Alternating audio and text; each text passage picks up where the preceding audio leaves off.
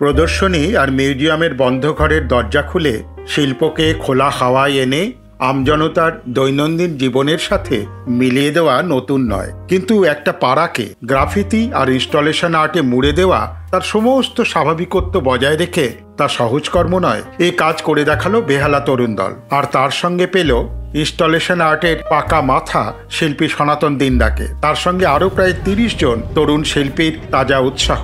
বলছি বেহালা art fest 2022-এর কথা।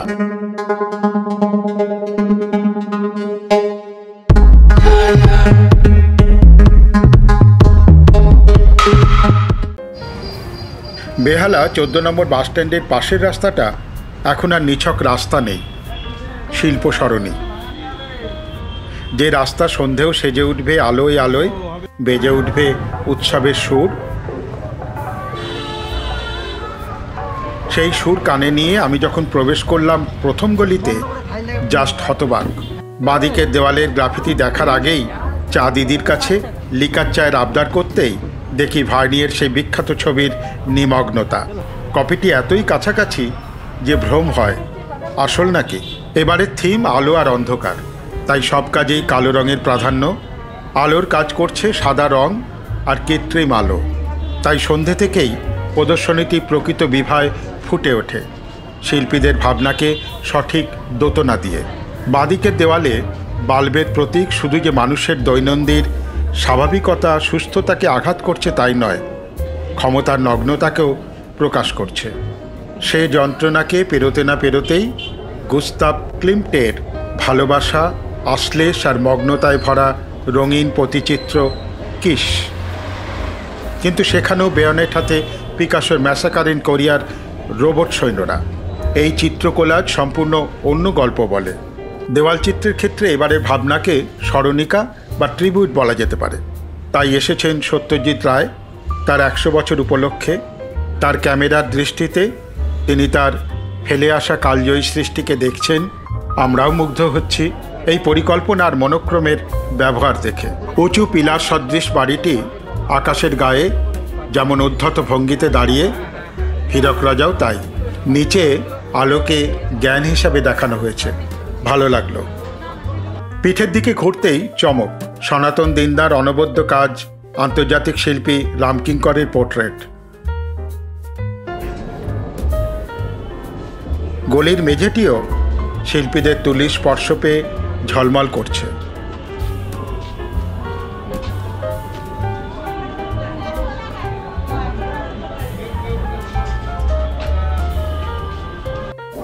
এগিয়ে গেলাম আরও অন্দরে। আলোর সাহায্যে আফ্রিকার ম্যাপে দেখানো হয়েছে মানুষের বিবর্তন।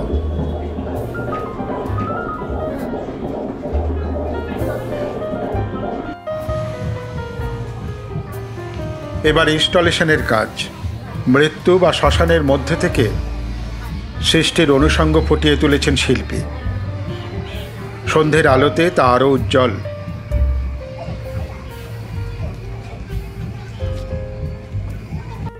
শিল্পী আশিস সাহা একটি বৃহৎ সিলিন্ডারের গায়ে ইতস্তত লেন্স লাগিয়ে বোঝাতে চেয়েছেন আমাদের সচেতনভাবে সত্যকে এড়াবার প্রচেষ্টাকে। অর্জুন ভট্টাচার্যের ভাবনা ইতিবাচক। একটি বাক্সকে মানুষের স্বপ্নের ভল্ট হিসাবে দেখিয়ে তার মুক্তির উল্লাসকে দেখিয়েছেন ট্রান্সপারেন্ট বাবলের মাধ্যমে।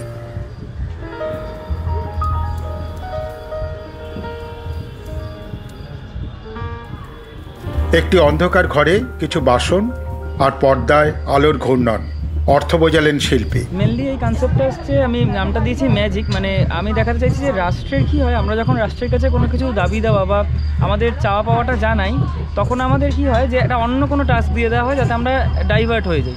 তো এখানে হিপনোসিস রুমে এই এই এই হুইলটার দিকে তাকিয়ে থাকলে আমরা যদি মনোসংযোগ করি, কিন্তু সঙ্গে সঙ্গে তার সাথে যদি আমরা বাসনটা বাজাই, কোথাও গিয়ে আমরা ডিস্ট্র্যাক্ট হয়ে যাব। তো ঠিক এই সেম কেসটা আমরা করোনার সময় হয়েছিল, যে আমাদের একটা বাসন বাজানোর ব্যাপার হয়েছিল, এবং ওটা খারাপ কি ভালো সেইটা আমি বলছি না, কিন্তু সেই সময় দুটো জিনিস হয়েছিল। এক হচ্ছে যে মানুষ ভেবেছিল যে আর যাই হোক আমরা তো ওইটুকু সময় একত্রিত হয়েছিলাম সবাই মিলে, এবং তার সঙ্গে আরেকটা জিনিস হয়েছিল কেউ কেউ বলছিল ওটা বাজালে করোনা চলে যাবে। তো এই যে ডাইলেমাটা তৈরি হয়েছিল, এবং কোথাও গিয়ে যে রাষ্ট্র যখনই আমরা কিছু চাই অন্যদিকে একটা অন্য টাস্ককে ঘুরিয়ে দেয়, সেই জায়গাটা থেকেই যে ম্যাজিক দেখাচ্ছে সবসময় আমরা দেখছি।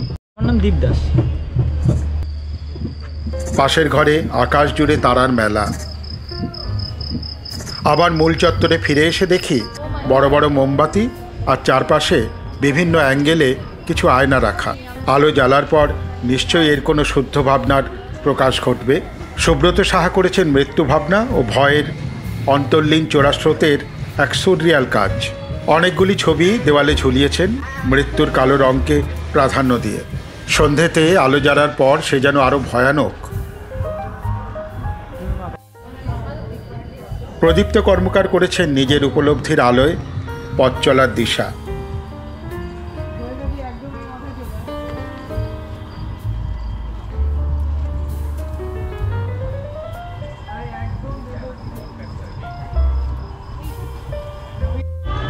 পাশের গলিতে যখন পা রাখলাম, বিদ্যুৎ বাতি জ্বলে উঠেছে।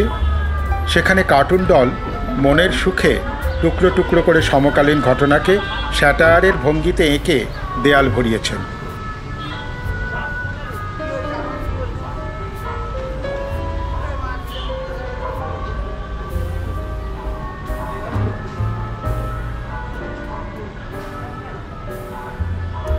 এখানেও বাল একটি অনুষঙ্গ।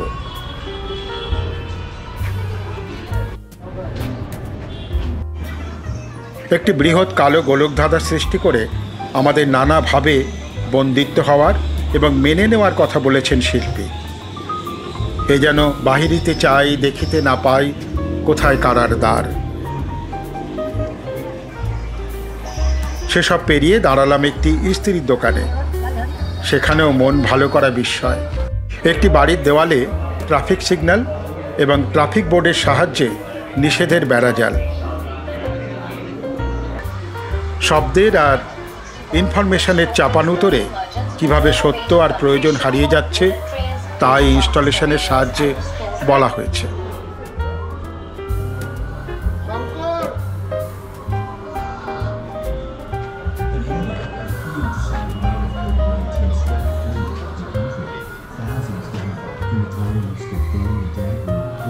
অনিয়ন্ত্রিত হিংসা কিভাবে সমাজ জীবনকে বিধ্বস্ত করে তুলছে তা এখানে শিল্পী খুব মুনশিয়ানার সঙ্গে তুলে ধরেছেন।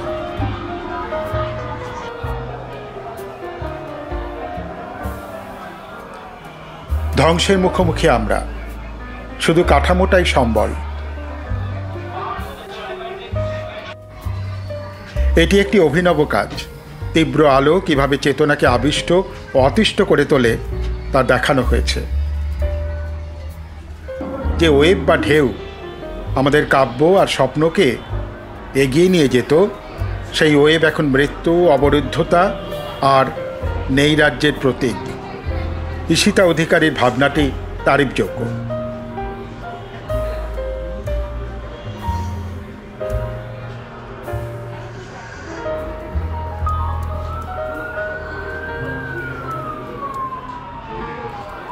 এই ইনস্টলেশনটি আমি বুঝতে পারিনি, তবু দেখালাম। রসিকজন নিশ্চয়ই বুঝবেন। বহু বিপর্যয়ের মধ্যেও আমাদের নিজস্ব ঋজুতা কীভাবে আমাদের মাথা তুলে রাখতে সাহায্য করে তা বলেছেন শিবশঙ্কর দাস।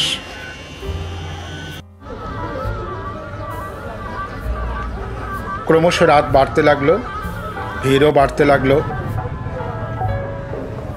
আমি শুরুর দিন অর্থাৎ 25শে ফেব্রুয়ারি গিয়েছি। আরও 2 দিন এই পথশিল্প উৎসব চলবে। নিশ্চয়ই পরের বছর, তার পরের বছর এই উৎসব চলবে, এই আশা নিয়ে আমি প্রাঙ্গণ ত্যাগ করলাম। ধন্যবাদ।